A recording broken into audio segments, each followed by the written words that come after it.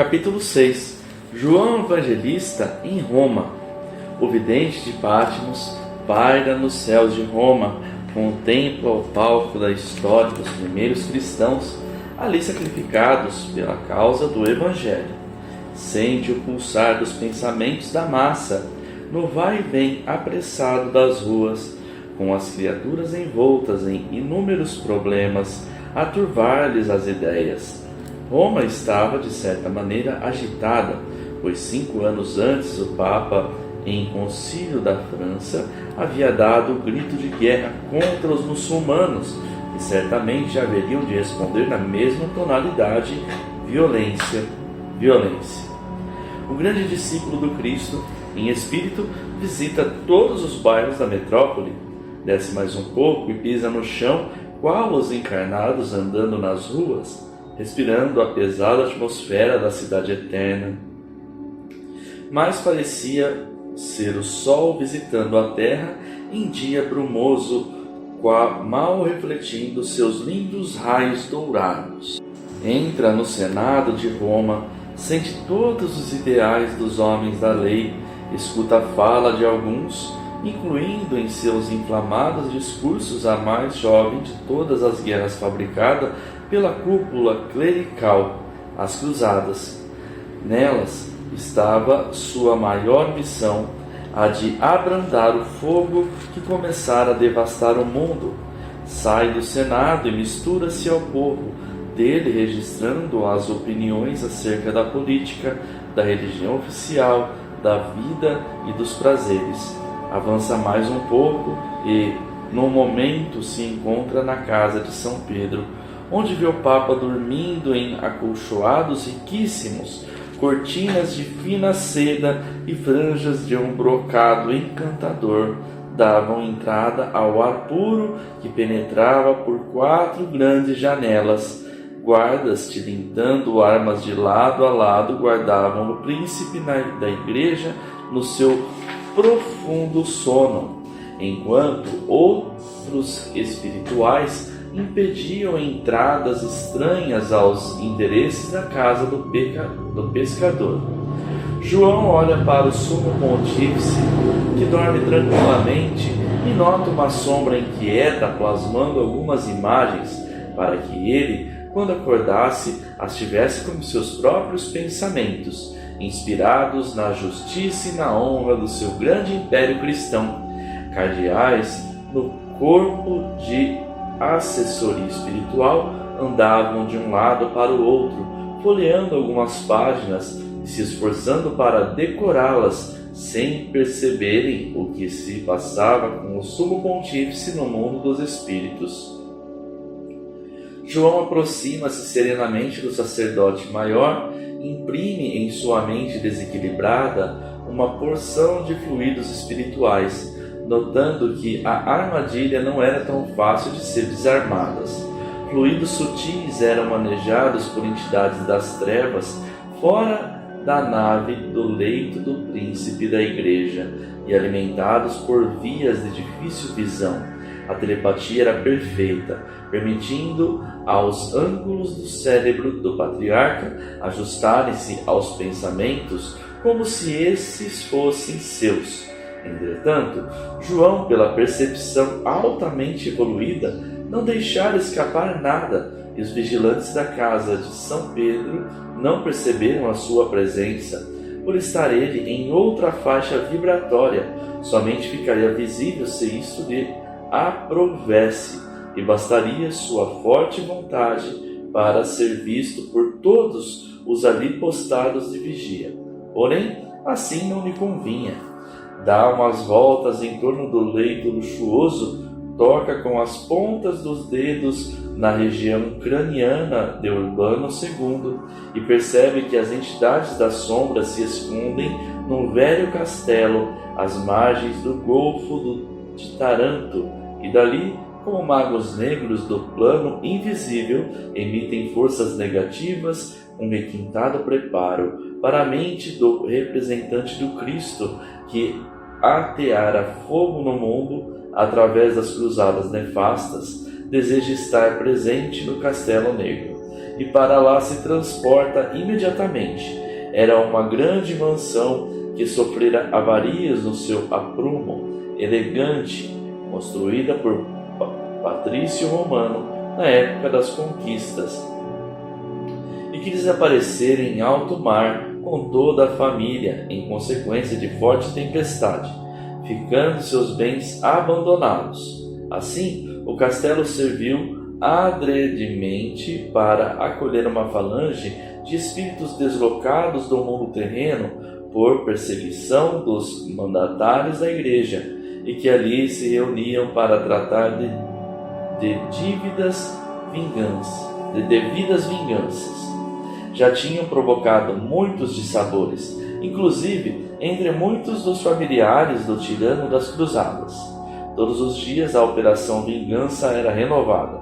O ambiente sufocaria qualquer entidade que não fosse bem adestrada na técnica de desfazer tramas espirituais.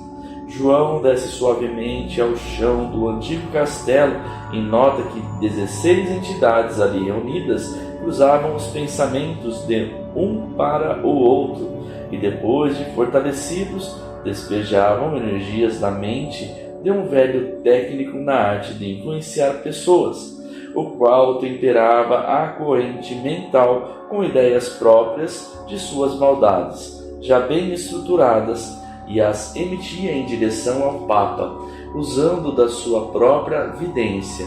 O evangelista conservava-se tranquilo e imperturbável, não pretendia desmanchar a reunião, não desejou suprimir nem assustar as sombras. Ergue-se alguns metros por sobre o teto da mansão negra e concentra os pensamentos. Nota-se um turbilhão de fluidos circular em torno de sua cabeça respeitável, alguns deles se unindo e outros se dispersando, até que ficou preparada a química fluídico-magnética desejada. Pega aquela massa uniforme que obedecia à sua vontade e despeja em torno do palácio, cobrindo toda a área.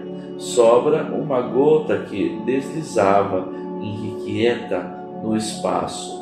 João estende a destra e segura a gota luminosa entre os delicados dedos. Olha para o interior da cabeça do responsável por aquele ambiente de vingança e deixa que ele atinja seu volumoso cérebro, que, como por encanto, escondia suas malignas tendências na própria mente. João retira-se, deixando-os às gargalhadas, e parte novamente para a residência do sumo pontífice. Aproxima-se do tálamo papal e nota que as sombras que antes estavam vivas na cabeça do sacerdote perdiam a expressão e que, com uns toques de limpeza psíquica, desapareciam por completo. Aproveita a oportunidade e inspira os guardas encarnados a saírem do ambiente, ao que logo obedeceram. Em poucos segundos se notava o espírito urbano II voltar ao próprio quarto, onde seu corpo ressonava profundamente.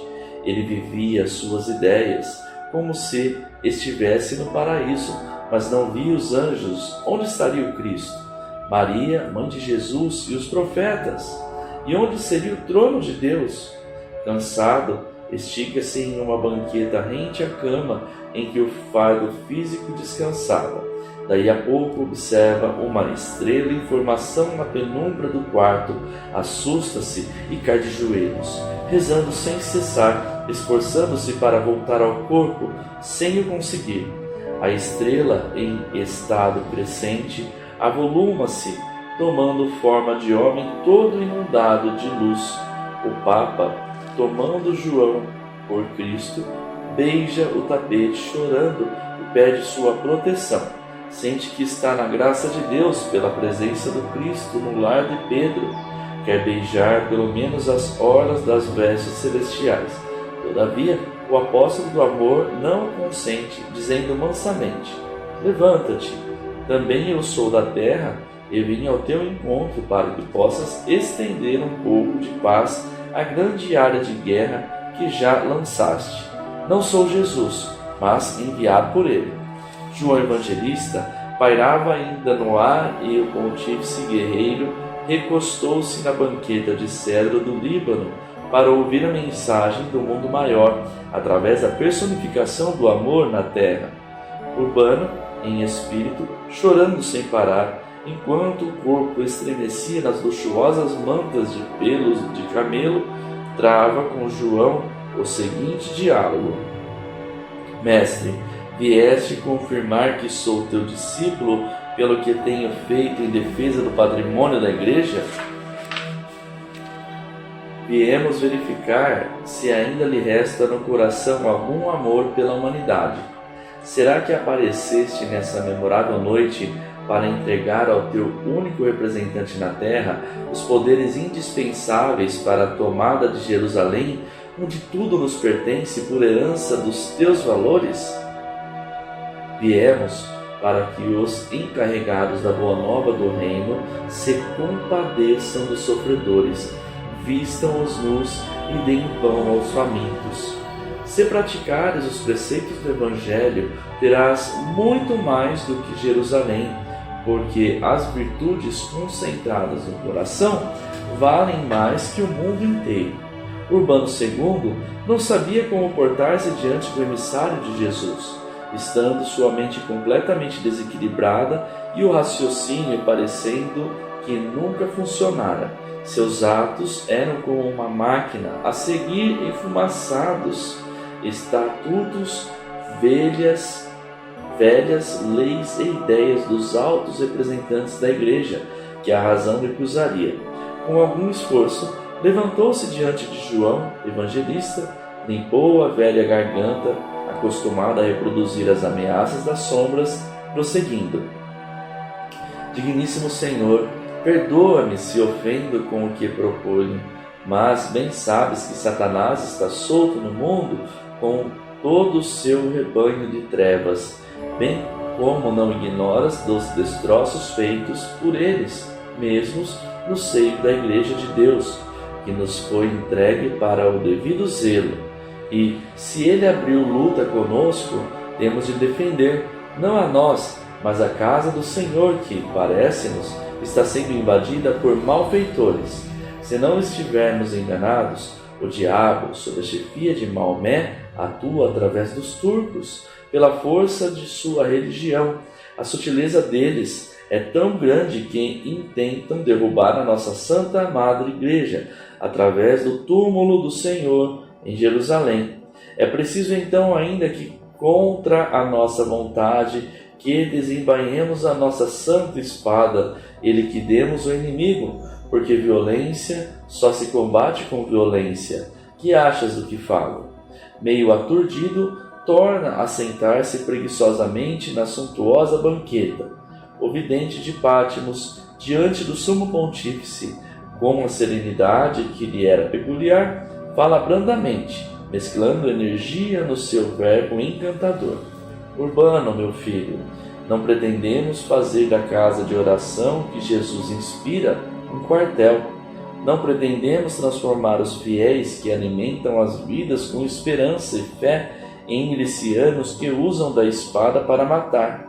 Não pretendemos usar o nosso verbo sagrado, preparado para a difusão do Evangelho, para o comando de exércitos. A própria igreja que diriges está farta de bens alheios, dos quais a vitória concede ao vencedor o direito do saque e da rapina. E para esse tipo de faltas não iremos falar nada. Deixemos que o faça o nosso irmão maior, Paulo de Tarso, em Atos dos Apóstolos, capítulo 20, versículo 33. De ninguém cobiceis prata, nem ouro, nem veste. Se cobiçar, já constitui desvio da lei, quanto mais assaltar e saquear. Se Satanás está solto no mundo e avança na direção da igreja e dos fiéis, qual o dever da tua autoridade?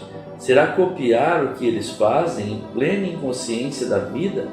Não, somente vencerás os inimigos com estratégia mais elevada. E para essas lutas, Cristo, o comandante maior, deu numerosos exemplos quando a sua doutrina foi atacada e quando ele mesmo foi perseguido. Se tua memória não te favorece, recordemos o que ele próprio falou a Pedro, frente ao servo do sumo sacerdote. Mateus, no capítulo 26, versículo 52. Embainha tua espada, pois todos que lançam mão da espada sob a espada perecerão. E ainda apanha a orelha decepada e a coloca no lugar. Esse gesto não é a completa desaprovação da violência nas hostes do cristianismo? Se o Cristo fosse de violência, não precisaria dele o mundo, pois ele já se encontra com abundância em toda a terra. Ele é o amor universal, pois essa virtude é qual gema preciosa nos riachos. Em se falando da terra, defende a tua igreja e o teu reino com amor, meu irmão. Defende a de Satanás, como dizes, com a caridade. Defende-te dos inimigos, se os tiveres, com o perdão. Cultiva todos os preceitos do Divino Mestre, que a vitória virá por acréscimo em misericórdia. E se Deus achar conveniente que os violentos fiquem com os bens terrenos, entrega-os com alegria e obediência, que os valores maiores são aqueles que a ferrugem não destrói, nem a traça corrói, o sentimento elevado do coração. É patrimônio eterno na eternidade da alma. Além de tudo isso, estás próximo a voltar para esta pátria, e é conveniente que te lembres do capítulo 12, versículo 20 de Lucas, que assim preceitua. Mas Deus lhe disse: louco, esta noite te pedirão a alma, e o que tens preparado para quem? O que tens preparado para quem será? E no versículo 21 do mesmo capítulo, arremata com sabedoria: assim é o que entesoura para si mesmo, e não é rico para com Deus. Para quem, meu filho, amontoaste tanta riqueza, logo virás para cá, e nem mesmo o teu corpo de lama poderás trazer. Entregá-lo-ás à terra, porque da terra ele procede. Ele é um empréstimo passageiro. Sabe o que te acompanhará para cá? Somente o bem ou o mal que tiveres feito, e receberás as mesmas proporções que deste aos outros. O sacerdote, com a boca semiaberta, mastigava o alimento divino, sem contudo sentir seu elevado sabor. João Evangelista dá tempo para que a massa doutrinária possa fermentar, e o silêncio reina no ambiente. Nisto, o chefe do cristianismo lembra-se de algo do Evangelho e comenta meio inseguro: amado Senhor, falaste que não vieste trazer paz, mas espada. Não sei como encontrar isso no Evangelho, mas sei que existe. Parece bem seguro nessa investida para confirmar seus atos trevosos na terra. João perpassa nele os olhos calmos, como se estivesse abençoando uma criança, e assim dispõe suas ideias. O que acabas de dizer, meu filho, está em Mateus, capítulo 10, versículo 34, assim transcrito nos moldes modernos. Não penseis que vim trazer paz à terra, não vim trazer paz, mas espada. Sei que não desconheceis os pais da igreja, que suspenderam as colunas teológicas do apostolado romano, como Santo Agostinho, bispo de Hipona, nascido no século IV da era cristã, teólogo, filósofo, moralista e dialético. Homem que, naquela época, já sabia colocar em conexão a inteligência e a fé.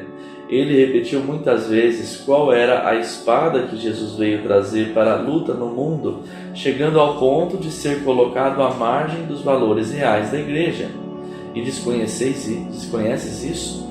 Jesus veio trazer sim a espada, mas a espada da verdade, que corta mais do que todas as outras, a espada do perdão, que vence mais que todas as armas. Veio trazer a espada do amor, que domina muito mais do que exércitos reunidos em todos os povos. Urbano II abaixa a cabeça e não tem coragem de olhar mais para a cândida alma que dialoga com ele e que supunha ser o Cristo. Era consciente do que ouvira, pois tinha amplos conhecimentos dos tratados teológicos. Recomeça a chorar, reconhecendo sua inutilidade. Na verdade, com as cruzadas, ateara fogo nos lares cristãos, mas como apagar? E as labaredas cresciam como nunca. Queria morrer. Eu quero morrer, eu quero morrer. Sinto que Deus me chama e debruça a banqueta em pranto contínuo. Francisco de Assis, capítulo 6, parte B. João Evangelista em Roma.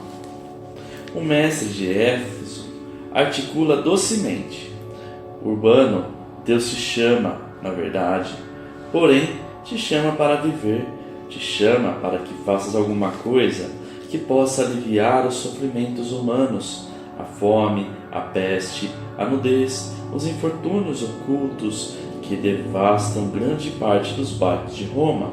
Eleva a tua igreja acima das misérias humanas, consola e abençoa, ajuda, serve e estende. Urbano, a fraternidade entre os corações, pois somos todos filhos de Deus e herdeiros do Cristo. Ele, na verdade, deixou à igreja a posse dos bens imperecíveis da alma, para que ela pudesse repartir sem estipular preço, repartir sem trocas exageradas, sem permutas vergonhosas. Parece-nos que aqueles que julgas inimigos da igreja e Satanás têm mais respeito pelas coisas santas, porque eles conhecem o que conheces. A iniquidade assola a humanidade, vergasta os povos em todas as direções, mas o pior é que essa iniquidade se enraiza em Roma, e, se não é muito dizer, na casa que dizes pertencer ao apóstolo Pedro, a quem encontrei há pouco tempo falando aos muçulmanos no plano espiritual, quando estavam em sono. Levanta, meu irmão, e viva, viva para Deus, para a humanidade e para a tua igreja, no bem absoluto, onde não existem fronteiras. Levanta, toma o teu fardo e anda. Começa a amar a Deus sobre todas as coisas, e pelo menos os que se aproximam de ti, como a ti mesmo. Esta é a lei e os profetas. O sumo pontífice acorda do longo sono assustado. Os olhos denunciam pranto ininterrupto, coisa difícil de se notar na sua postura de homem guerreiro e espírito decidido. O sol já banhava Roma há várias horas. Os cardeais já tinham sido sucedidos muitas vezes, e sua santidade dormia. A apreensão era geral, mas, afinal, acordava, suava nas quentes mantas de que alguém prestimoso ajudou-o a se desvencilhar com rapidez. Não dera de pronto, ao levantar-se, que na sua mente ainda vibrava o diálogo que tivera em sonho. Dá alguns sinais com os longos dedos e seu imediato. O cardeal Palini assenta-se ao lado. O sumo pontífice narra para ele todo o seu sonho, dá alguns suspiros e firma-se neste aconchego de conversa. Meu filho, estive com o Cristo esta noite. Para mim, inesquecível. Não sei se me recordo integralmente do que ele disse.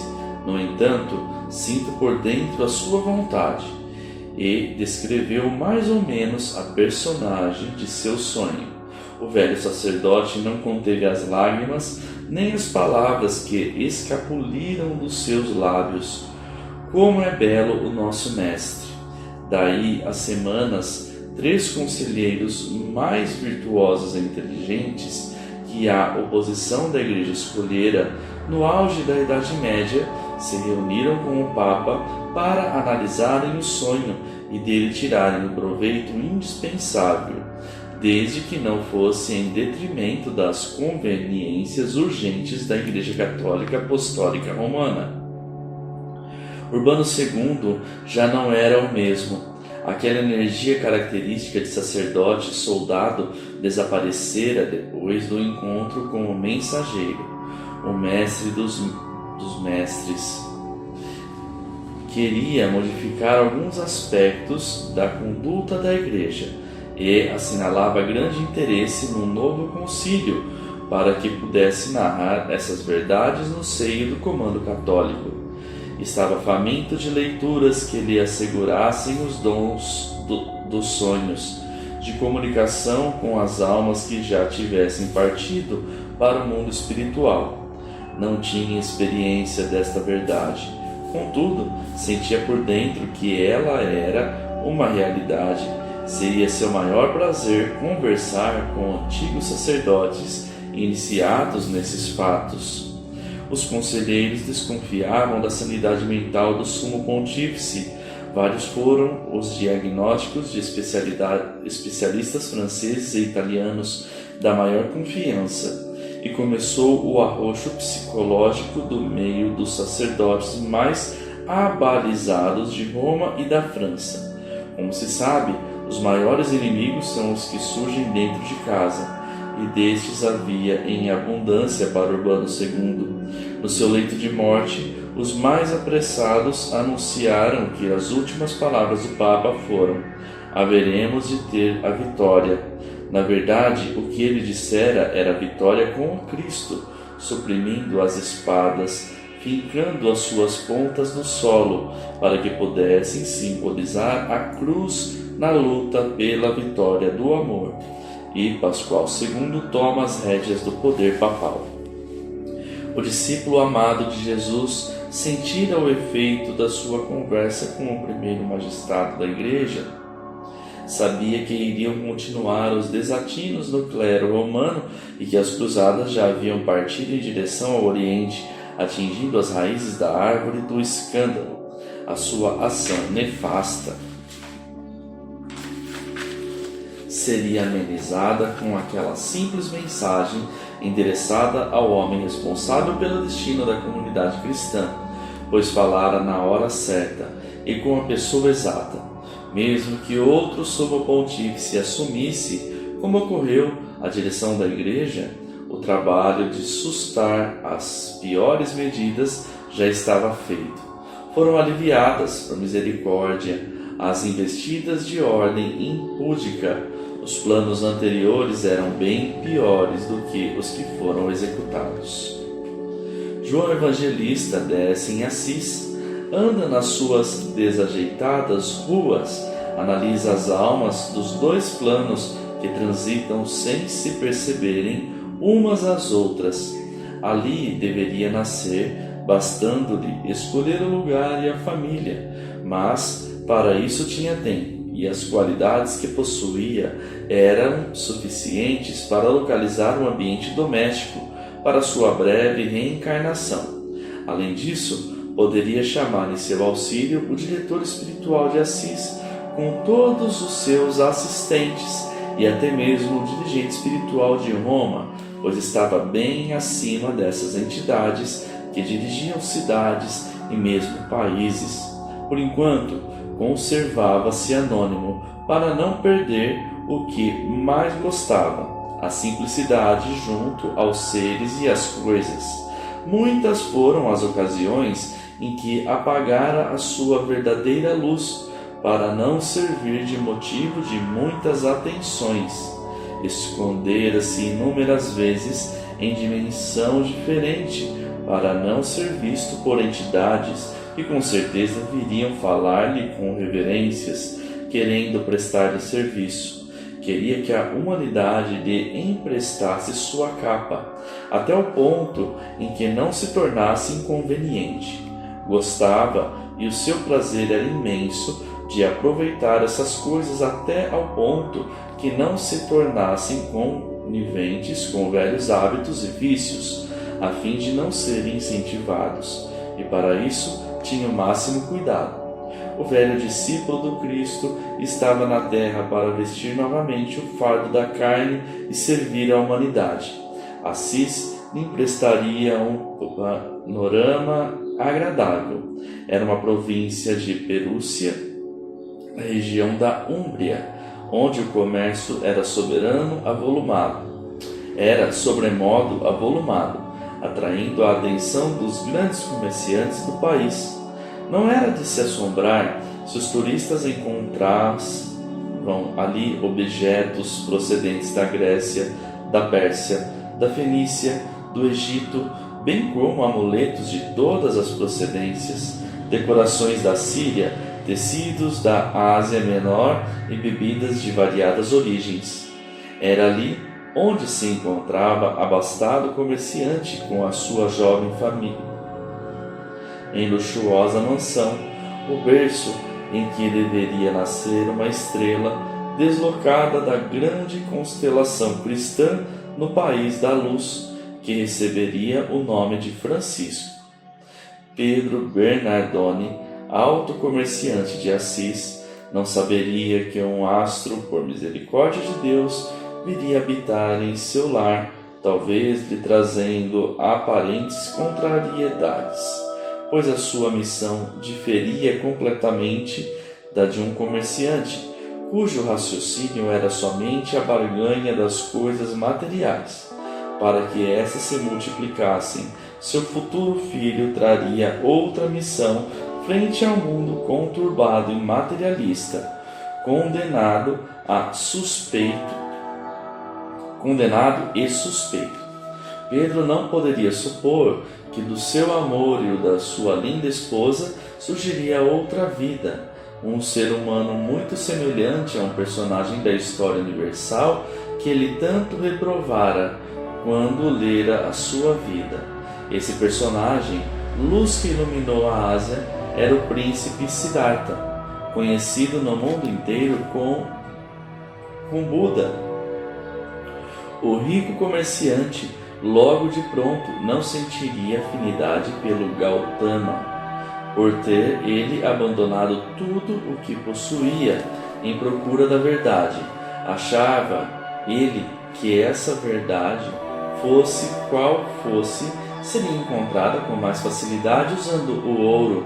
De mais a mais, quem possuísse bastantes bens terrenos, qual o homem do reto pensamento, não precisaria preocupar-se em demasia com nenhum princípio doutrinário que lhe pudesse trazer aborrecimentos e contradições inexplicáveis. No entanto, uma coisa que balançava o ser da vida de Buda era a sinceridade, a têmpera irretorquível, a confiança difícil de ser igualada. Dizia sempre: esse homem deveria ser um guerreiro para dominar países, tomar cidades e hastear sua bandeira por onde passasse, o que seria para seu povo uma verdadeira glória, e não deveria renunciar ao que possuía, às riquezas de um reino inteiro, fugindo da tradição já difícil de ser mantida por uma linhagem de reis e príncipes. Isso é uma deturpação da dignidade da família imperial de um país. Quando Dona Pica, sua esposa, folheava o Evangelho, deparava com o Apocalipse e começava a ler alguns versículos, ele mandava que ela parasse, que não deveria perder tempo com coisas inexplicáveis, de mau agouro, com visões de difícil comprovação, e a alertava sempre: minha filha, o presente deve ser o nosso ideal, mantendo o nosso convívio com a alta sociedade requintada do mundo. O tempo é pouco para mantermos os nossos negócios e não vamos nos preocupar com adivinhações e profecias.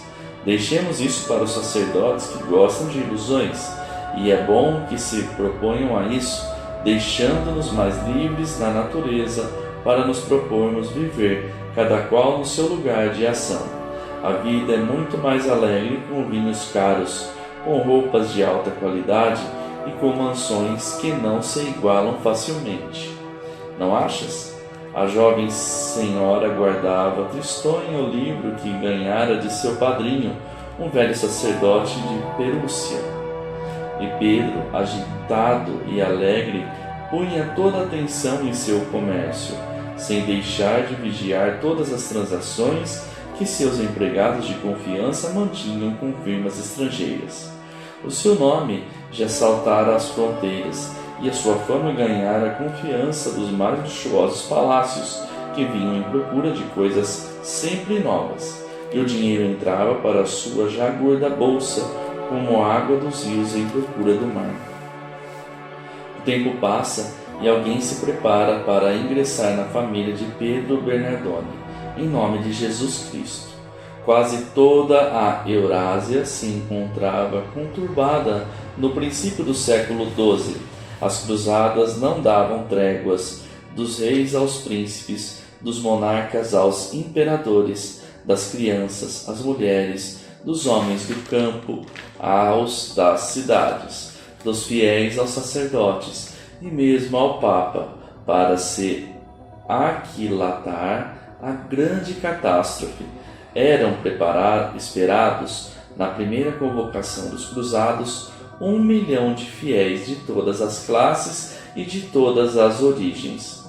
No entanto, atingiu-se o absurdo de 2 milhões de guerreiros provindos de muitos países. Os nobres desembainharam as espadas e se alistaram para as frentes de combate, e desses bilhões de almas restaram ao final uma migalha de 30.000 cruzados, nadando em rios de sangue, com os pés no chão, o rubro líquido de vida e até os tornozelos, numa fictícia vitória. Eram trevas contra trevas, sob a vigilância da luz. A terra era um verdadeiro palco de morte, da chamada Guerra Santa, de religião contra religião, de princípios contra princípios. Parecia que as coisas santas haviam sido dadas aos cães, como nos adverte o Evangelho. Rios de sangue desfiguraram os sentimentos humanos, petrificaram as almas e os sentimentos dos bons, e os maus envenenaram-se nas hostes da vingança. Ninguém tinha liberdade, todos eram escravos do ódio que se manifestava em nome da defesa dos lugares santos de Jerusalém, não sabendo que tudo criado por Deus tem um ambiente de pureza e o clima de santidade. Todavia, enquanto a ignorância domina, invertem-se temporariamente as situações e o regime dos fatos e das coisas, até o limite de peso do fardo programado pelo karma coletivo e pelos processos evolutivos de cada criatura.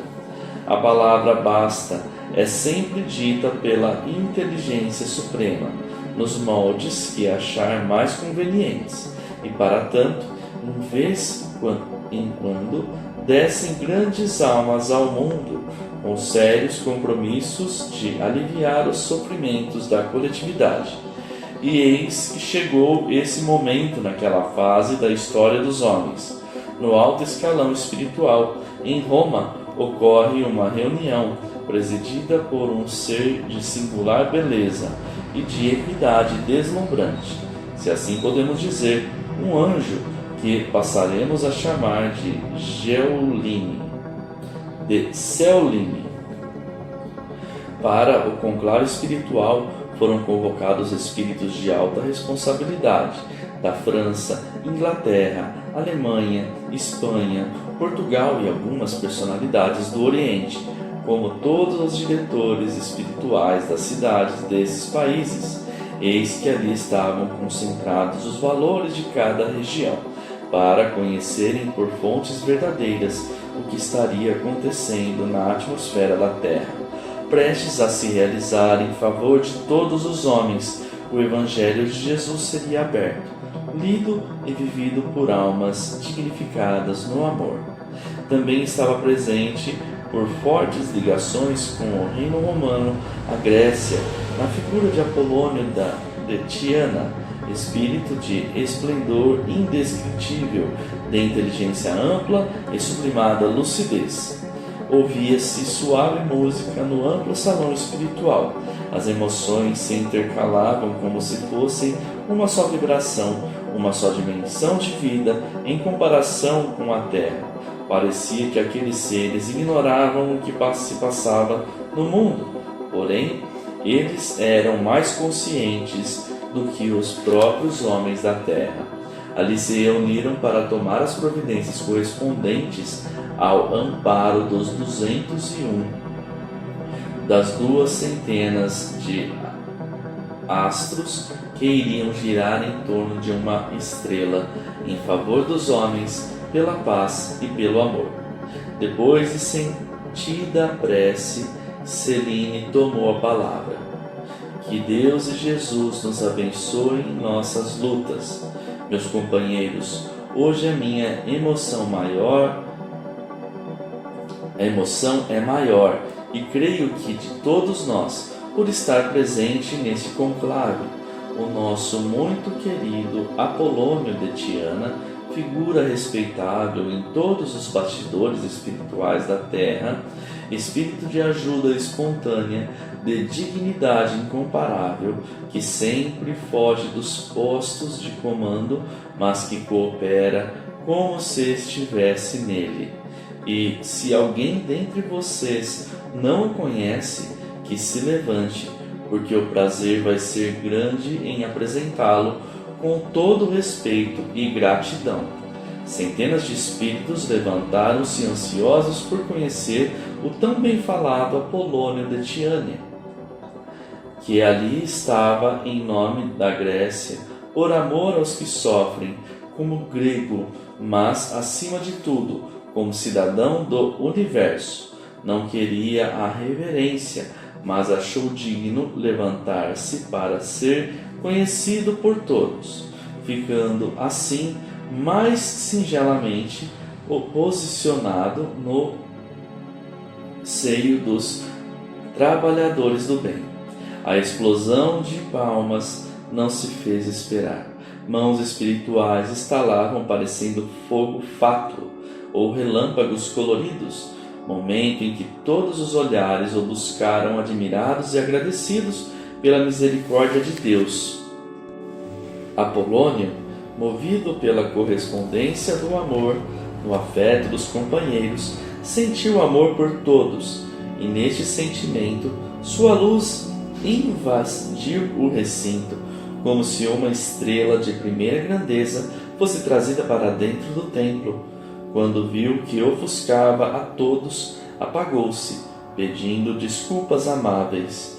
Os corações batiam movidos por emoções divinas, pois aquele material luminoso desprendido por Apolônio seria incorporado aos assistentes como vigilância, como suprimento, como energia que deveria permanecer por muito tempo na mente e no coração de cada um que ali se encontrava, em nome de Deus e em nome do amor às criaturas.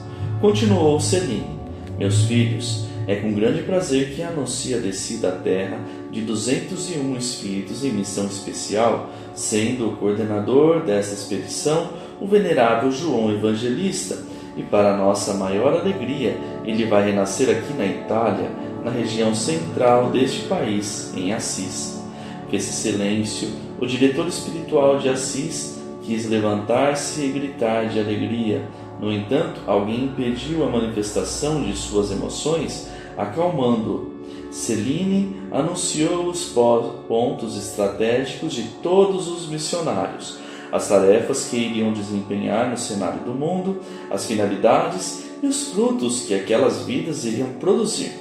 Eles já estão nos seus postos e haverão de demorar-se um pouco, pois procuram se familiarizar com o ambiente onde foram chamados. João vai abrir seus olhos físicos na engrenagem da carne ainda neste século, provavelmente no ano de 1182.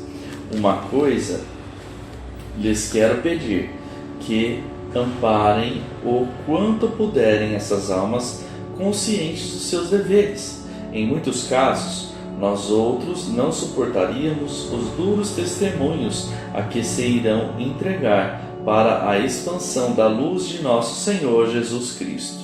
O diretor de Assis, inquieto por saber que ali no seu reino de trabalho já estava anonimamente um dos maiores profetas, queria encontrá-lo logo que lá chegasse. Os outros assistentes portavam a mesma ideia, retornarem aos seus postos de trabalho e auxiliá-los, os caranaveiros dos céus em função divina na terra. Nossa alegria, já tão grande, comentou Celine, completa-se com o surgimento do nosso querido Apolônio, que distribuiu dádiva valiosa para cada um na luminosidade do seu amor, que vale mais do que todos os bens da terra, que lhes doou mais energia em cota especial para que possam trabalhar mais na lavoura do bem. Se não anunciássemos sua presença, ele permaneceria no anonimato, por não estar acostumado a tocar o gasofilácio da vaidade. É bom que fique registrado em suas consciências a qualidade de alma que está conosco nesta reunião memorável. Já tive longo diálogo com João sobre a sua missão na terra, frente ao espetáculo escandaloso que se opera por intermédio das cruzadas e que vai ter prosseguimento em outra dimensão, porém sempre com os mesmos protagonistas. É longa a história dessa falange de espíritos encravados nas sombras por 1000 anos e de lá deslocados por mais um milênio, segundo o Apocalipse de João, que prevê a limpeza final. Quase todos irão para os mundos correspondentes às suas naturezas. Colaboremos com João e ajudemos aqueles irmãos em trevas. Essa é a finalidade dessa reunião. Que Jesus Cristo nos abençoe, despertando em nós um interesse maior pela paz, sem esmorecermos com os prováveis acontecimentos de toda a ordem que haverão de surgir. É de se admirar que exista uma guerra entre irmãos e entre religiões. Porém, a admiração maior desperta a falta de amor e o abandono eterno dessas entidades naquele desterro, por não ser esta a lei de Deus, e para que eles aprendam a ser livres, faz-se justo que conquistem a sua própria liberdade. O emissário Túlio Celine, finalizando a conversa, agradeceu a Deus em uma sentida prece, agradecendo igualmente a Jesus pela presença muito amável de Apolônio, encerrando a reunião, caracterizando o final daquele encontro. Longos diálogos, enriquecidos pelo assunto palpitante, foram travados entre os irmãos que se congregavam naquela assembleia de almas unidas pelo dever de amor à humanidade. Daquela hora em diante, João Evangelista, bem como seus discípulos, teriam toda a cobertura na luta do bem, que era o ideal de todos, e a caravana partiu para Assis, juntamente com o seu diretor espiritual, para as reverências devidas ao grande apóstolo, que iria revestir-se novamente da carne e nela fazer prodígios.